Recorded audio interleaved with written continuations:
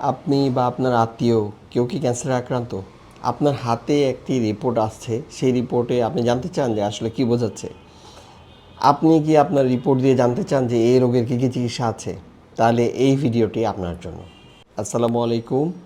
আমি doctor S M Ariful Islam, সহকারী অধ্যাপক এবং বিভাগীয় প্রধান, অনকোলজি বিভাগ, কুর্মিটোলা মাল্টি কেয়ার হাসপাতাল। আজকে আমার যে চ্যানেল সেলস অফ হোপ বিডিতে আপনাদের সাথে আলোচনা করতে এসেছি যে ক্যান্সারের রিপোর্ট এবং সেটা মানুষ কিভাবে বুঝবে। যে আপনার যে রিপোর্টটা থাকে সেটা কিসের রিপোর্ট সেটা আগে দেখবেন, এফএনএসি বায়োপসি না হিস্টোপ্যাথোলজি অপারেশনের পরে।